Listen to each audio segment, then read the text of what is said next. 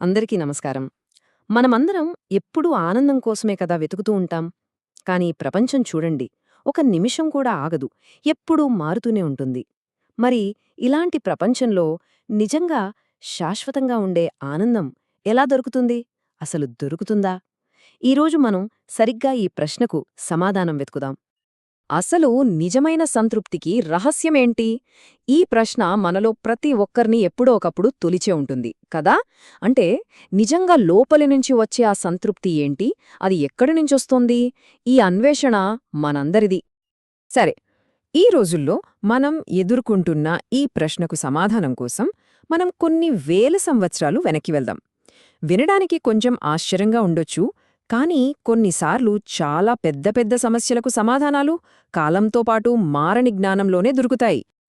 ఆ సమాధానం దాదాపు 2000 ఏళ్ల కిందటి భగవద్గీతలో ఒకే ఒక్క శ్లోకంలో ఉంది. చూడ్డానికి చాలా చిన్నగా కనిపిస్తుంది, కానీ దీనిలో దాగి ఉన్న జ్ఞానం మాత్రం అపారం. సరే, మరి ఆ జ్ఞానమేంటో మనం ఇప్పుడు కలిసి చూద్దాం. అందుకోసం మనమేం చేద్దామంటే, ఈ శ్లోకాన్ని చిన్న చిన్న ముక్కలుగా విడదీసి దానిలో ఉన్న ప్రతి పదం వెనుక ఉన్న లోతైన అర్థాన్ని తెలుసుకునే ప్రయత్నం చేద్దాం. ఒక రకంగా ఒక ప్రయాణం లాంటిదన్నమాట. ఈ శ్లోకం మనల్ని ఒక ఆశ్చర్యకరమైన ఆలోచనతో మొదలుపెడుతుంది. అదేంటంటే, నిజమైన సంతృప్తికి మొదటి అడుగు మన కోరికలను వదిలేయడం. వినగానే కొంచెం వింతగా అనిపించొచ్చు కదా, కోరికలు లేకుండా ఎలా బ్రతుకుతామని. కాని దీని వెనుకున్న అసలర్థమేంటో లోతుగా చూద్దాం. రైట్, శ్లోకంలోని మొదటి భాగం ఇలా ఉంది: ప్రజహాతి యదా కామాన్ సర్వాన్. వినడానికి సంస్కృతం కదా, కాస్త కఠినంగా అనిపించొచ్చు, కాని ఈ పదాల వెనకున్న శక్తివంతమైన అర్థమేంటో ఇప్పుడు తెలుసుకుందాం. ఇందులో చాలా ముఖ్యమైన పదం కామ. కామ అంటే మనందరం అనుకునే సాధారణమైన కోరిక కాదు. భగవద్గీత ప్రకారం కామ అంటే మనస్సు, ఇంద్రియాల నుంచి పుట్టే తీరని వాంఛలు. ఉదాహరణకి, సోషల్ మీడియాలో నిరంతరం లైక్స్ కోసం, కామెంట్స్ కోసం ఎదురుచూడ్డం, లేదా ఎప్పుడూ కొత్త ఫోన్, కొత్త కారు అంటూ వస్తువుల వంట పరుగెత్తడం, ఇలాంటివన్నమాట. ఇలాంటి తీరని కోరికలే మనల్నెప్పుడూ అశాంతికి గురిచేస్తాయని శ్లోకం చెప్తోంది. అందుకే ఆ మొదటి వాక్యానికి స్పష్టమైన అర్థం ఏంటంటే, ఎప్పుడైతే ఒక వ్యక్తి తన మనస్సులో పుట్టే అన్ని రకాల కోరికలను పూర్తిగా వదిలేస్తాడో అని. గమనించండి, ఇది కేవలం మొదటి అడుగు మాత్రమే. మరి తర్వాతేమవుతుంది? ఓకే, కోరికలన్నింటినీ వదిలేశాం. మరి అప్పుడు మనసులో ఏర్పడే ఆ ఖాళీని ఏది నింపుతుంది? సంతోషమింక ఎక్కడ దొరుకుతుంది? శ్లోకంలో 2వ భాగం సరిగ్గా దీనికే సమాధానమిస్తుంది. దానికి సమాధానం శ్లోకంలోని ఈ 2వ భాగంలో ఉంది. ఆత్మన్యేవాత్మనా తుష్టః. ఈ చిన్న వాక్యం సంతృప్తి యొక్క అసలైన సోర్స్, మూలం ఎక్కడుందో చాలా స్పష్టంగా చెప్తుంది. దీని అర్థం చాలా చాలా లోతైనది.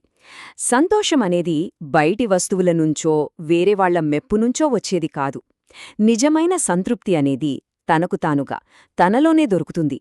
అంటే బయట ఏమీ అవసరం లేకుండా తనలో తానే సంపూర్ణంగా సంతృప్తిగా ఉండగలగడమన్నమాట. ఇక్కడే అసలైన తేడా మనకు కనిపిస్తుంది. బయటి వస్తువుల నుంచి వచ్చే సంతోషం ఎప్పుడూ తాత్కాలికమే. అది వస్తుంది, పోతుంది. ఒక కొత్త వస్తువు కొన్నప్పుడు కలిగే ఆనందం కొన్ని రోజులే ఉంటుంది. కాని తనలో తాను పొందే సంతృప్తి అలా కాదు. అది స్థిరంగా, శాశ్వతంగా ఉంటుంది. బయటి ప్రపంచంలో తుఫానొచ్చినా సరే లోపల ప్రశాంతంగా ఉండగలగడం లాంటిది. సరే, ఇప్పటివరకు చూసిన ఈ 2 భాగాలను మనమిప్పుడు కలుపుదాం. ఒకవైపు మనసులో కోరికలను వదిలేయడం, మరోవైపు తనలోనే సంతృప్తిని పొందడం. ఈ రెండూ చేసే వ్యక్తి ఎలా ఉంటాడు? వాళ్ల మానసిక స్థితిని ఎలా వర్ణించవచ్చు? ఈ అద్భుతమైన, ప్రశాంతమైన మానసిక స్థితిని పొందిన వ్యక్తికి భగవద్గీత ఒక ప్రత్యేకమైన పేరు పెట్టింది. అదేంతో చూద్దామా? ఆ మార్గం చూడండి ఎంత స్పష్టంగా ఉందో.